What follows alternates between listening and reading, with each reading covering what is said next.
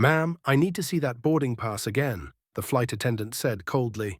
Her voice carried no courtesy, just quiet judgment. At Gate 14 of Dallas-Fort Worth Airport, Cassandra Moore stood still, the edge of her leather carry-on brushing against her calf. At 43, Cassandra carried herself with the quiet precision of someone who had built something from nothing. As the CEO of Helix Cloud Systems, a company whose software quietly powered dozens of major U.S. airlines, she was used to being underestimated. She had grown up in Houston's Fifth Ward, raised by a single mother who worked double shifts and still managed to teach her daughter to code using a borrowed library book. Late nights in a cramped apartment eventually led to funding rounds, product launches, and Forbes features. But this flight wasn't about business. It was about family. Her niece, the first in their family to graduate college, was waiting on the other end of a short flight to San Francisco. Cassandra had no intention of being late. She had booked seat 3A in first class weeks in advance. What she didn't know, what no one at the gate could have predicted, was that in the next 30 minutes, this flight would become ground zero for a national reckoning. Cassandra stepped into the first-class cabin of Zenith Air Flight 227 with the quiet confidence of someone who had long since earned her place. The cool blast of recirculated air, the clink of pre-departure champagne, and the low hum of conversation created an atmosphere of exclusive calm. She moved with purpose, scanning for seat 3A, the one she'd booked weeks in advance. As she reached the row, a blonde flight attendant with a severe bun and a corporate smile intercepted her.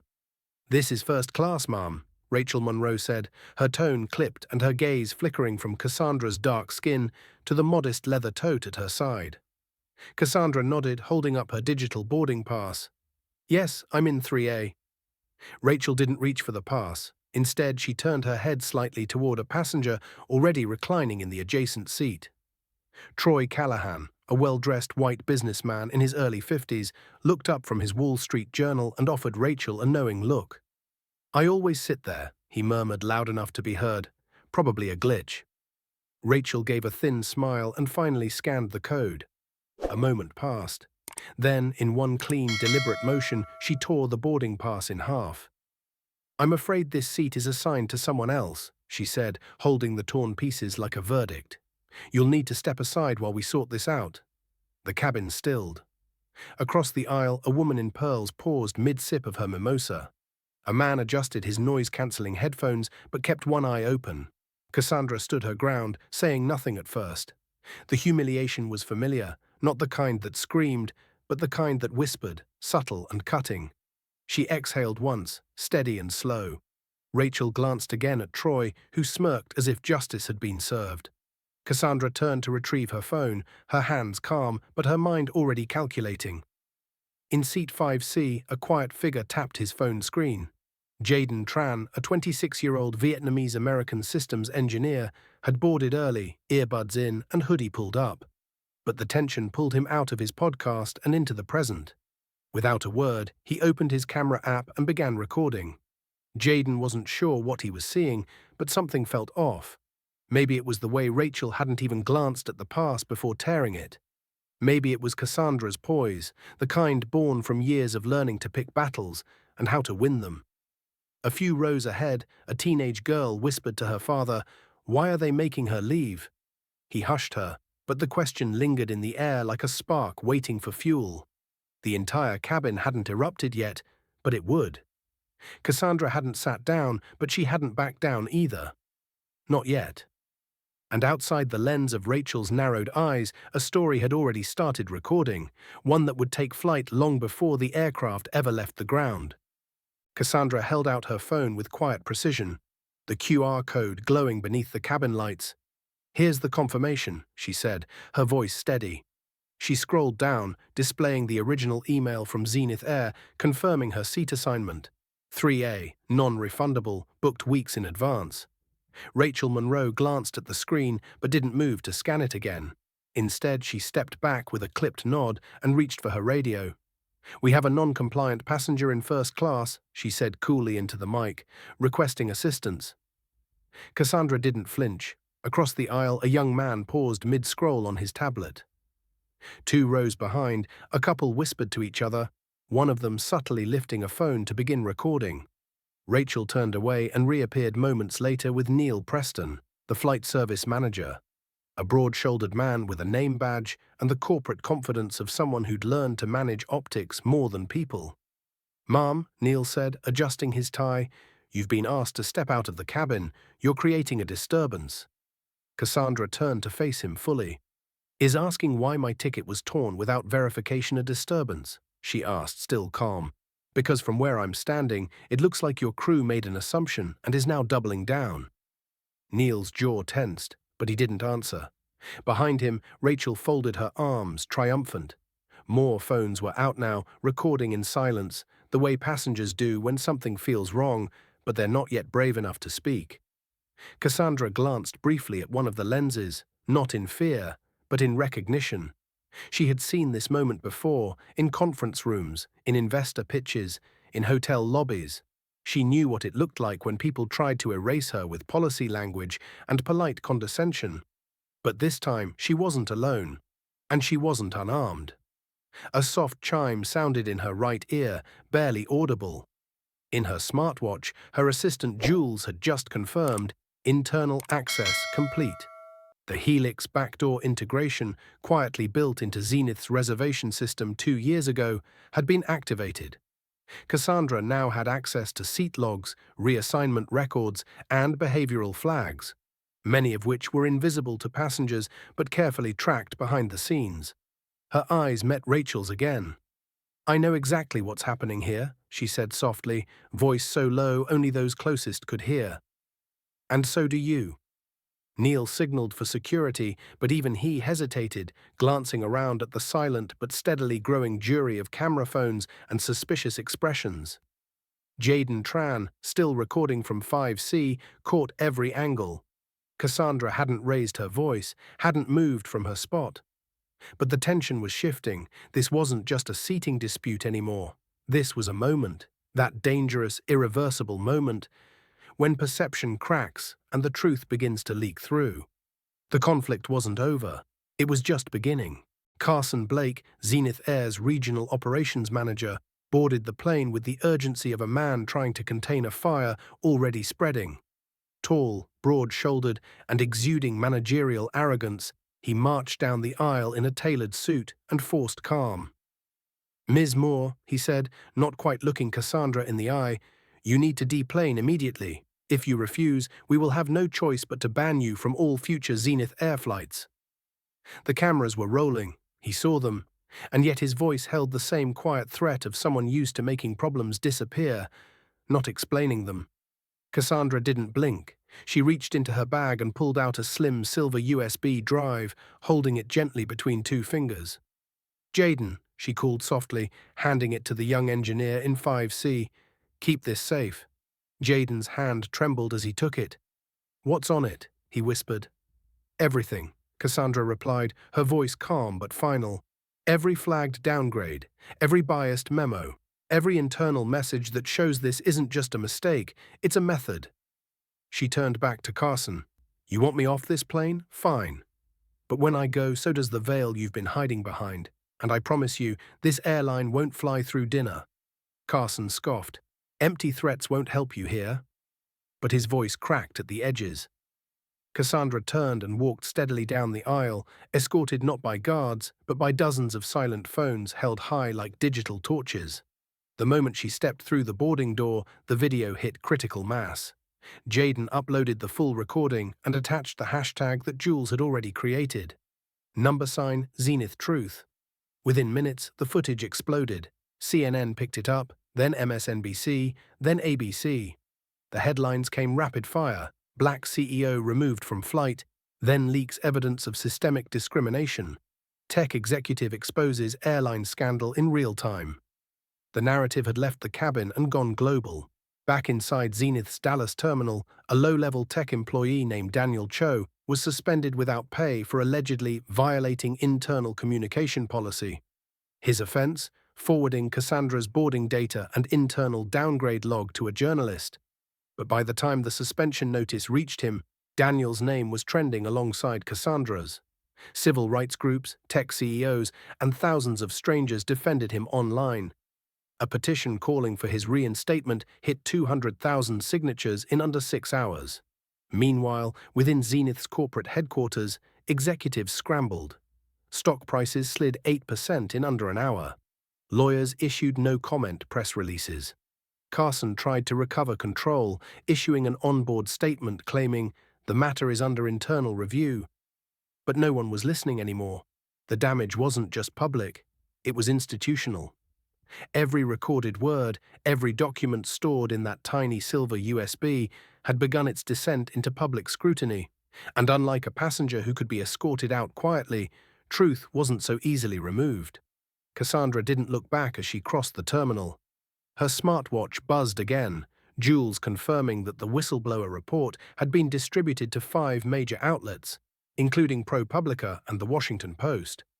The airline had tried to erase her. Instead, they had handed her the microphone. And now the entire industry was about to hear her voice. Carson Blake, Zenith Air's regional operations director, stepped onto the plane with a forced sense of control, his polished shoes clicking against the cabin floor as silence rippled ahead of him. He wore authority like a second skin, but beneath the crisp suit and practiced smile, there was tension. "Ms. Moore," he said, standing firmly in the aisle, "you are required to deplane immediately. Refusal to comply will result in a permanent ban from all Zenith Air flights and possible legal action." Cassandra didn't move, her eyes locked on his, unflinching. Then, with measured calm, she reached into her carry-on and retrieved a small silver USB drive, holding it out toward Jaden Tran, still seated in 5C, still recording. "Jaden," she said softly but clearly, "take this. If I don't walk off this plane by choice, make sure the world sees what's inside." The young engineer hesitated only a second before taking it. "What is it?" he asked quietly. "Proof," she replied. "Every reassignment, every memo, every time someone who looked like me got pushed to the back of the plane. They kept the files, I just connected the dots." Carson took a step forward. "Ma'am, this is your final warning." But Cassandra didn't raise her voice. She didn't need to.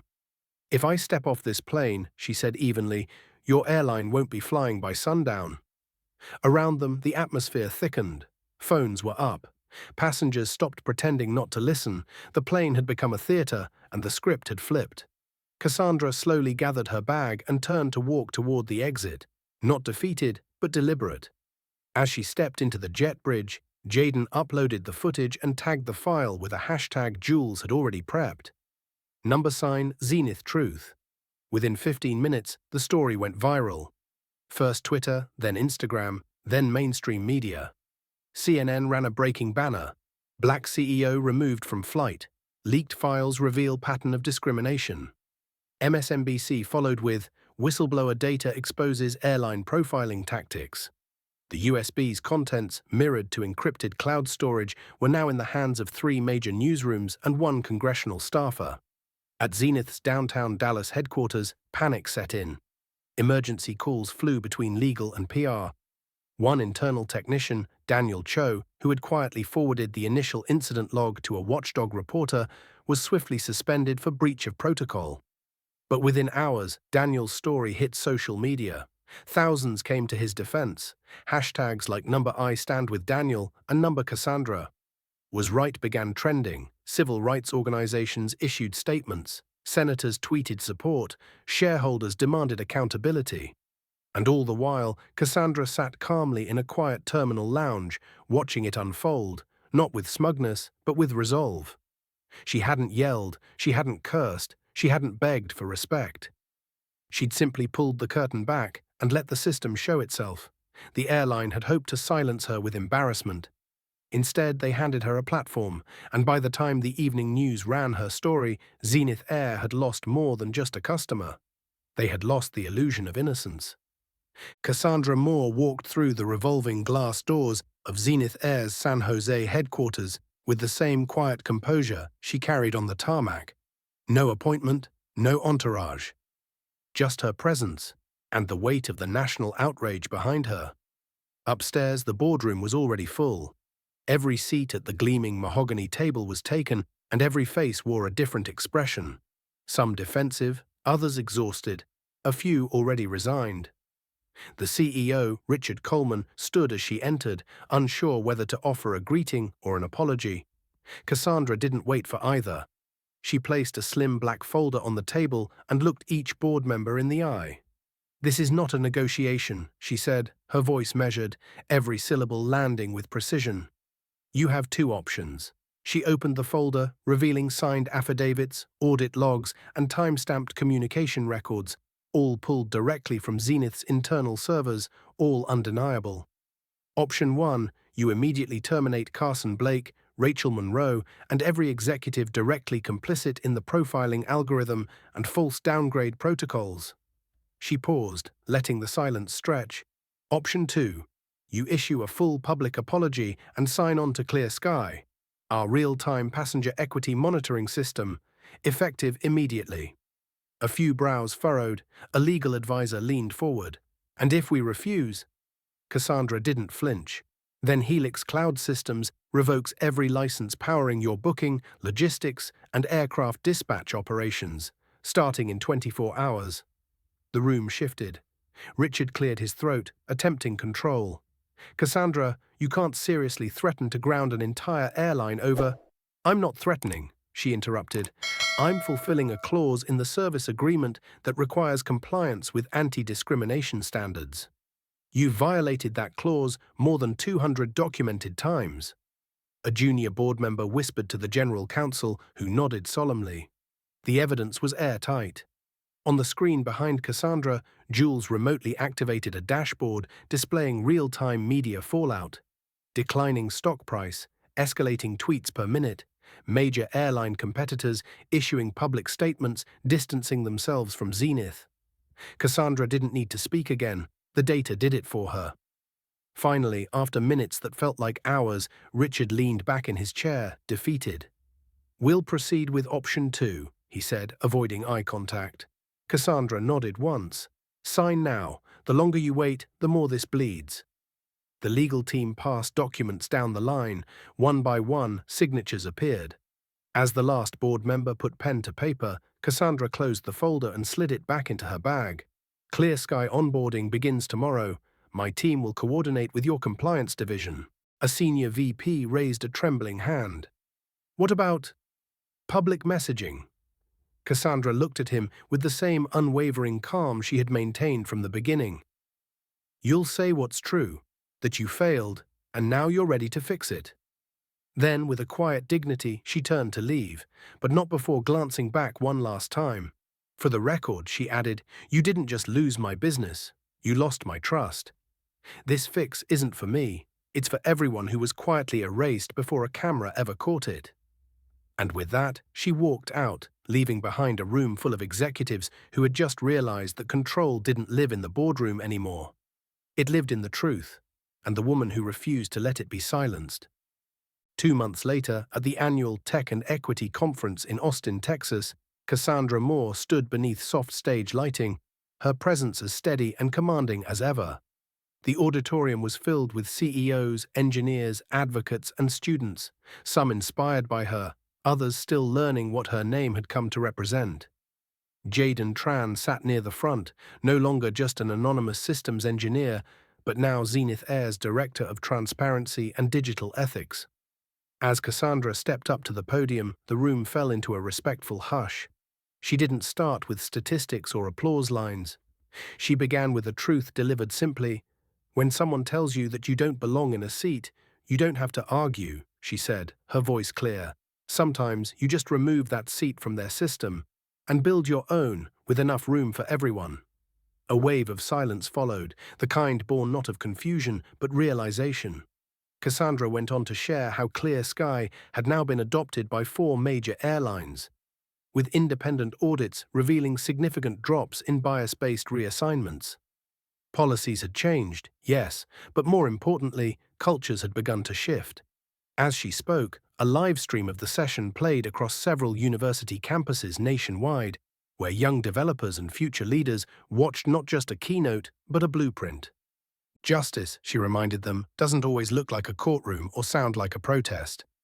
Often it looks like a line of code that flags the right pattern, or a whistleblower with a thumb drive and a conscience. True justice is not the loudest voice in the room. It's the one that keeps showing up over and over until the system can no longer ignore it. It doesn't always come with headlines. It's found in rewiring the mechanisms that let inequity flourish. Change doesn't come from rage alone. It comes from rebuilding what should have never been broken. Cassandra's story wasn't about revenge. It was about resolution, about creating platforms that don't just punish the past, but protect the future. Real justice is not measured by applause, but by architecture, the structures we build after systems fail. It doesn't require shouting over others to be heard. It requires showing up with undeniable truth. Cassandra Moore didn't fight fire with fire. She responded to dismissal with data, to disrespect with design, and to discrimination with accountability. In a world that often demands permission before offering respect, she proved that the most powerful change comes from those who no longer wait to be allowed in, but walk forward and hold the door open for others.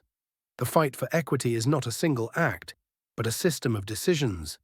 Decisions to remain calm when provoked, to gather proof instead of permission, and to trade outrage for outcomes. For anyone who has ever been told, "You don't belong here," Cassandra's journey is proof that you don't need to belong to a broken system. You can rewrite it. And when you do, the very people who tried to shut the door will be forced to watch as others walk through it freely. As she left the stage, the audience didn't erupt. They rose, slowly but firmly, in a standing ovation that felt less like celebration and more like solidarity. And in that moment, the message was clear. The future doesn't belong to the loudest. It belongs to the most unshakably true. If this story moved you, if you believe that justice isn't just a courtroom verdict, but a daily decision to do what's right, then you're in the right place. At X Daily Stories, we bring you real, raw, and powerful narratives that expose injustice, celebrate resilience, and remind you that change often begins with one voice refusing to stay silent. Subscribe to our channel and join a growing community that believes in truth, dignity, and the power of storytelling. New stories drop every single day. Don't miss the next one. Your voice matters, your attention matters, and together we keep the spotlight where it belongs.